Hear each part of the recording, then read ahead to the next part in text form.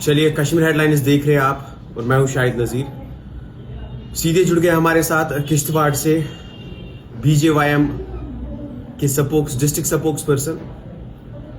इनसे कुछ चीज़ें जानने की कोशिश करेंगे। और जब हम किश्तवाड़ की बात करते हैं तो किश्तवाड़ में कैसा पॉलिटिकल सिनेरियो चल रहा है, खासकर भारतीय जनता पार्टी के साथ वाबस्ता है। हाल ही में सरकार बनी है नेशनल कॉन्फ्रेंस की, और जो अलायंस की हम बात करते हैं, पहले तो आपका ख्याल मकदम करते हैं सर कश्मीर हेडलाइंस में। थैंक यू शाहिद साहब, तो शुक्रिया। स्ट्रेट क्वेश्चंस पे आएंगे सर। अगर हम बात करेंगे भारतीय जनता पार्टी की, एक बिगेस्ट पॉलिटिकल पार्टी है, और जब हम इलेक्शन से पहले बात कर रहे थे तो कहीं ना कहीं आपको लग रहा था कि हम दावेदार होंगे, ऐसा प्रतीत हो रहा था। और जब हमने रिजल्ट्स देखे तो शायद ऐसा हुआ कि नेशनल कॉन्फ्रेंस जो है अच्छे मार्जिन से सरकार बना पाई। और खासकर जब हम अलायंस की बात करते हैं, इंडियन ब्लॉक की बात करते हैं, क्या लग रहा है आपको, कौन से ऐसे रीजंस रहे भारतीय जनता पार्टी में कि शायद अब की बार फिर से सरकार नहीं बना पाए? देखिए, जिस तरीके से भारतीय जनता पार्टी ने काम किया है, जिस तरीके से सेंट्रल गवर्नमेंट ने काम किया था, उस हिसाब से तो हमारा जेन्युइन सा था कि हम इस बार जम्मू कश्मीर में फिर से सरकार बनाएंगे। अगर आप पहली बार जब 14 में हम सरकार में आए थे तो टोटल 2.5 महीने वो सरकार चली थी, लेकिन जिस तरीके से सेंट्रल गवर्नमेंट ने उन 2.5 सालों में ये 2.5 सालों में जो काम हुए थे जम्मू कश्मीर के लिए, और आज भी जो काम हो रहे हैं सेंट्रल गवर्नमेंट की तरफ से, बहुत ही तेज़ रफ्तार से ये काम हो रहे हैं।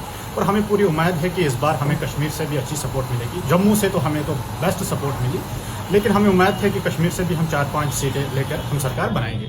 लेकिन बदकिस्मती की वजह से कश्मीर की आवाम इस बार भी फिर धोखे में आ गई। इस बार भी कश्मीर की आवाम को नेशनल कॉन्फ्रेंस ने धोखा दिया है। कश्मीर की आवाम को जो नेशनल कॉन्फ्रेंस ने मैनिफेस्टो दिखाया, उस मैनिफेस्टो में अभी तक 2 महीने हो गए सरकार बने हुए, लेकिन अभी तक उस मैनिफेस्टो पे कोई काम नहीं चल रहा है। अभी तक उमर साहब और आप पे आएंगे सर। जब आपने मैनिफेस्टो का जिक्र किया तो शायद कहीं ना कहीं लोगों की भी उम्मीद है उस मैनिफेस्टो पे। शायद अगर हम देखते हैं कि जो नेशनल कॉन्फ्रेंस ने मैनिफेस्टो रखा था जम्मू कश्मीर के अवाम के सामने, तो कहीं ना कहीं शायद लोग जो है उन्होंने तभी वोट दिया नेशनल कॉन्फ्रेंस को, तभी शायद सरकार में आ पाए। तो क्या लग रहा है आपको मैनिफेस्टो के हवाले से, क्या लोगों के लिए कर पाएंगे, खड़ा उतर पाएंगे उस मैनिफेस्टो पे? क्या आपको क्या उम्मीद है उस सरकार से? देखिए, जिस तरीके से नेशनल कॉन्फ्रेंस ने मैनिफेस्टो रखा है, चाहे आप 1 लाख जॉब्स की बात कीजिए, चाहे आप गैस सिलेंडर जो हर साल 12 देने की बात की है उन्होंने, चाहे आप 10 kg राशन जो बढ़ाने की बात की है उन्होंने, चाहे आप ये क्या कहते हैं इसको इलेक्ट्रिसिटी फ्री 200 यूनिट की बात की है उन्होंने, उसी तरीके से उन्होंने मैरिज असिस्टेंस के जो मोदी सरकार ने 50,000 दिए थे, उन्होंने 75,000 बढ़ाने की बात की है। उस हिसाब से उस पर तो ये कोई बात ही नहीं करते हैं। हमें नहीं लगता है कि अपने मैनिफेस्टो पे काम करेंगे। उन्होंने हमेशा जो 370 और 35 पे सियासत की है, तो आज भी वही देखने को मिला है। जिस तरीके से उन्होंने असेंबली में शुरुआत की है, जिस तरीके से उन्होंने लोगों को डाइवर्ट करने की कोशिश की है, अपने मैनिफेस्टो से डाइवर्ट होने की कोशिश की है, ताकि लोग हमें अपने मैनिफेस्टो पे सवाल न करें। लोग हमें, जो इस वक्त बेरोजगारी है, लोग हमें ये न पूछे कि जो युवा बेरोजगार है, आपने 1 लाख जॉब्स देने की बात की है, वो 1 लाख जॉब्स हमें प्रोवाइड करो ना। उसी तरीके से उन्होंने गैस की बात की है, उन्होंने बिजली की बात की है, उन्होंने रोड्स की बात, आप गाँव की बात जो करते हैं कि जहाँ गाँव में रोड नहीं है, कुछ ऐसे गाँव हैं, जैसे मैं अपने मड़वा बाड़वन की बात करूँ, वहाँ पे हमें कहीं इलाकों या गाँव में अभी तक रोड नहीं पहुंची है, उसकी बात करें। वहाँ के जो लोकल एमएलए है, उन्होंने फोकस किया है, उनके जो मैनिफेस्टो में हम रोड देंगे, हम बिजली देंगे, हम बेटर टेलीकम्युनिकेशन देंगे, उसी तरीके से हर कॉन्स्टिट्यूंसी के एमएलए ने अपने अपने वादे किए हैं लोगों के साथ। लेकिन हमें अभी तक ये देखने को नहीं मिलता है कि वो कामयाब हुए या उन्होंने उन मुद्दों पे काम करना शुरू कर। तो उसी इंटरफेस पे अगर हम बात करेंगे भारतीय जनता पार्टी की, चलो सरकार में तो नहीं है, अगर हम जम्मू कश्मीर की बात करेंगे तो, लेकिन क्या आप भी इंतजार कर रहे हैं कि शायद ये सरकार कुछ कर पाएगी तभी हम आगे देख लेंगे, कि नहीं आपका ऐसा मंशूर नहीं है, अगर ये सरकार करती है तो ठीक है, नहीं भी करती है तो भी ठीक है? क्या आपकी जो स्ट्रेटजी पहले थी वैसे ही काम करेंगे जम्मू कश्मीर के लिए? देखिए, बीजेपी ने हमेशा डेवलपमेंट पे काम किया है, और बीजेपी हमेशा चाहती है कि डेवलपमेंट हो। जिस तरीके से बीजेपी ने इन 10 सालों में यहाँ पे डेवलपमेंट शुरू की है, हमें तो नेशनल कॉन्फ्रेंस से ऐसी उम्मीद नहीं कि ये ऐसा काम कर पाएंगे, क्योंकि 70 सालों में इन्होंने राज किया है। आज तक 10 साल पहले तो नेशनल कॉन्फ्रेंस यहाँ राज कर रही थी। जब उन्होंने तब लोगों के हित में काम नहीं किए हैं, जब उन्होंने तब लोगों के लिए डेवलपमेंट नहीं किए, तो हमें आज भी नहीं लगता है कि ये काम करेंगे। लेकिन इस बार लोगों ने फिर से इन पे भरोसा जताया है, इनके मैनिफेस्टो पे भरोसा जताया है। तो मैं कश्मीर की हेडलाइन जो है, कश्मीर की popular channel Kashmir headline news जो है, मैं आपके माध्यम से उमर साहब को और उसके कैबिनेट में जो बैठे हुए मंत्री को बताना चाहूँगा कि आपने जिन मुद्दों पे लोगों को वोट लिया है, जिन मुद्दों से आपने लोगों ने इलेक्शन के दौरान गुमराह किया है, आपको चाहिए उन पे काम करना, ना कि 370 और 35 पे सियासत करना। जो 370 और 35 इतिहास के पन्नों में खो गया है, जिसको कांग्रेस भी आज कह रहे हैं कि भाई ये इतिहास के पन्नों में खो गया, और बाकी जो सियासी पार्टियां हैं वो भी तो कह रहे हैं कि 370 वापस नहीं आ सकते, और सुप्रीम कोर्ट ने भी उस पर कहा कि ये वापस नहीं आएगा। तो मैं आपके माध्यम से उनको बताना चाहूँगा कि कश्मीर की आवाम को गुमराह न कीजिए, कश्मीर की आवाम को बेवकूफ़ न बना दीजिए। आपने जो मैनिफेस्टो दिया है उस पर काम करें, तो लोग आप पे खुश होंगे और लोग आप पे सवाल नहीं करेंगे।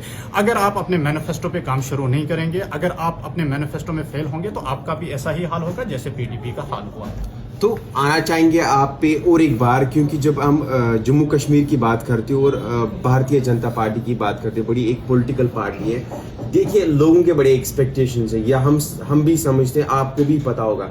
लेकिन जो एक्सपेक्टेशंस है, क्या कर सकते हैं, खासकर जब हम एनसी सरकार की बात करते हैं, यहाँ से अगर आपने देखा होगा कि एक लिमिटेड पावर्स हैं। जब मतलब इलेक्शन से पहले ये ही मतलब इस पे एक फैसला लिया गया था कि जो यहाँ का चीफ मिनिस्टर होगा, अब यूटी गवर्नमेंट है, हम समझ सकते हैं, जो पावर से ऑलमोस्ट गवर्नर के पास है। तो क्या लग रहा है, वो आपको लग रहा है कि आपके पास एडवांटेज है कि एनसी सरकार जो है शायद मिलके काम करना पड़ेगा?